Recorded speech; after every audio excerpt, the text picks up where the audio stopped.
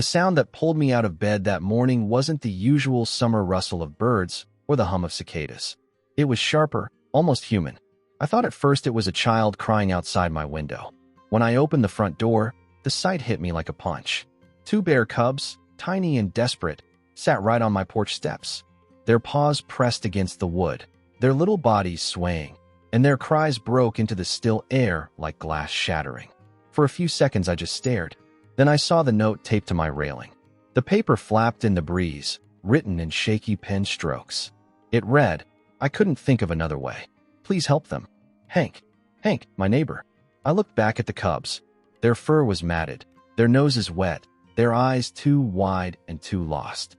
My first instinct was to run inside and grab milk, but something in the back of my mind told me that might kill them faster than hunger. So I shoved my dogs into the back room, threw on gloves, and found a big box in the garage. I lined it with towels, gently lifted the cubs, and placed them inside. Their bodies were trembling so hard I could feel it through the fabric. I dialed the local wildlife service, my hands shaking.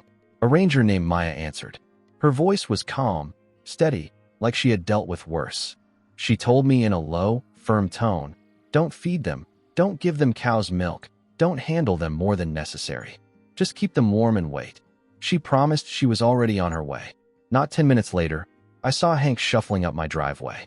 He looked broken, his face pale, his hands stuffed in his pockets. He stopped short when he saw me standing on the porch. His eyes flicked to the box.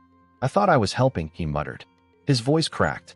He explained he had found the cubs the night before near the road, whimpering and alone. He waited for hours, thinking the mother would return, but when she didn't, he panicked. He took them home, tried to keep them in his shed. By morning they were crying louder, and fear drove him to leave them with me instead. I felt my anger rise, but I swallowed it. "Hank, you can't just take wild animals. If their mother was alive, she's out there right now, desperate to find them." He stared at the ground. I just couldn't listen to them cry anymore. When Maya arrived, she moved with quiet efficiency. She examined the cubs, checked their eyes, touched their gums, whispered to them softly.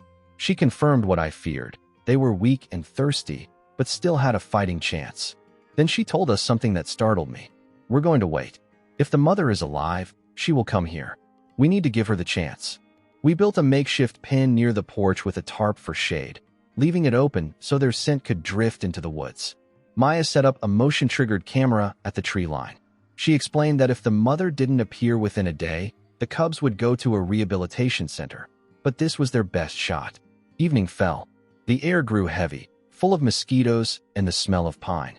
Hank stayed for a while, sitting silently on the steps, head bowed. Eventually he left, saying he couldn't stand to watch. I remained with Maya, the silence broken only by the soft cries of the cubs. Every sound from the forest made my heart jump. Close to midnight, the alert on Maya's phone chimed. She raised the screen, and my stomach dropped. On the grainy image from the camera was a massive bear standing at the edge of the trees. Her nose was lifted, her body tense, eyes reflecting the faint light like two embers. She wasn't roaring. Instead, she made a low, rhythmic sound, almost like a hum. Maya whispered that it was a mother's call. The cubs responded instantly. They squealed and pressed against the side of the pen. The sound they made tore at me. It was recognition. We carefully opened one side of the pen and stepped back. The woods were silent except for that humming sound, getting closer. Then she appeared, a full-grown bear, enormous and powerful, stepping out of the shadows with deliberate care. My breath caught. My entire body screamed at me to run, but I forced myself still. She came right up to the cubs, lowered her head, and touched them with her nose. They climbed onto her chest, pawing at her fur, squealing with relief. She licked their faces, nudged them closer, almost like she was scolding them for leaving her side. Maya's hand gripped my arm gently. "This is good," she whispered. "This is very good." But it wasn't over. We couldn't just let them wander back into the woods near people's homes. That would only end in tragedy. Another ranger and Dr. Patel, a wildlife vet, had arrived quietly, waiting in the shadows. Together, they worked with patience, guiding the mother toward a transport crate baited with the cub's scent. It wasn't force, it was trust. Hours passed. The bear finally stepped inside, cubs clinging to her legs. By dawn, the family was secured, not in chains or fear, but in a safe space. They were transported to a sanctuary far from people, deep in the reserve. A week later, Maya called. The cubs were thriving, the mother was strong, and they had been released into the wild, far beyond human reach. "They're going to be okay," she said, and for the first time since that morning, I believed it. The next day, Hank came over, holding his hat like a man about to confess a crime. He apologized over and over, his voice breaking. Instead of lashing out, I told him he could make it right by joining the volunteer program. To my surprise, he agreed. Maybe he finally understood that good intentions aren't enough. You need knowledge too. Looking back, I realized the most unexpected part wasn't waking up to bear cubs on my porch. It was witnessing the moment when a mother found her lost children again, and realizing that sometimes the best way to help nature is simply to give it the chance to heal itself.